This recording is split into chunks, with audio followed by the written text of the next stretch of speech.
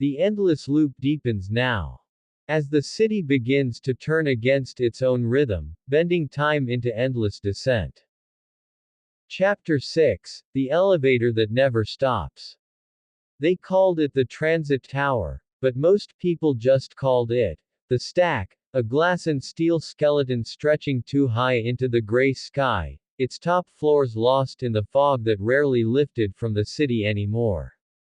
The elevators were its veins, never quiet, always running, carrying workers, tourists, strangers who'd forgotten where they were headed. But one night, just past midnight, Elena Brooks, a courier with a tired face and a worn leather bag, stepped into the wrong one. It looked normal, a metal box with mirrored walls, faint music humming from nowhere, the kind of sound that makes silence feel crowded. She pressed 23, the floor for her final delivery, and leaned against the cold wall, eyes half closed.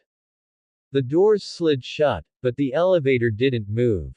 She sighed, tapped the panel again, and then it jolted upward, too fast, the lights flickering from white to a dull, amber glow. When it stopped, the doors opened to a hallway that looked nothing like the offices above. The walls were cracked, tiled with grime, the air wet and heavy. Her phone said she still had signal, but the clock blinked 12 o'clock, frozen. She tried the button for the lobby, nothing. The doors closed, the elevator started again, this time descending slowly, the numbers rolling backward past 1, past B1, past B2, until the display turned blank. She gripped the handle of her bag, heartbeat steady but fast. The hum deepened. A faint vibration passed through the floor, like something breathing beneath the metal. Then the elevator stopped again, and the doors opened to reveal the same hallway. She blinked, stepped forward, then back, it didn't matter. The view outside didn't change. She dropped a coin and watched it roll out the door, curve left, and vanish, only to roll back in from the right. She whispered, "No, no, no," pressing the open door button, but it only laughed at her with a soft mechanical click. The intercom crackled. Static. Then a voice, her own voice, whispered, "You're late, Elena." She froze, breath shallow, every muscle tight. "Who are you?" she asked. The speaker hissed, then replied, "You."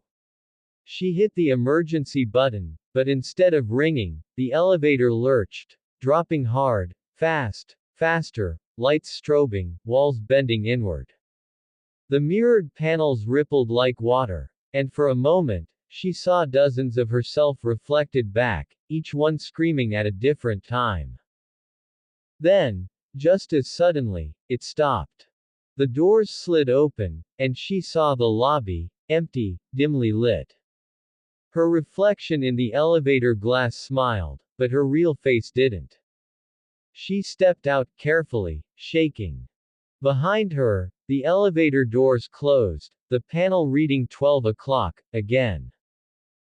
But when she turned toward the main doors, the city outside was wrong, the streets curved upward, looping into themselves, skyscrapers repeating, a skyline that folded like paper. The transit tower stood tall in the distance, but its windows blinked, hundreds of tiny eyes watching. Her phone buzzed once. A message. Delivery complete. Return to sender. She turned, and the elevator behind her opened, waiting, its doors breathing softly, like lungs.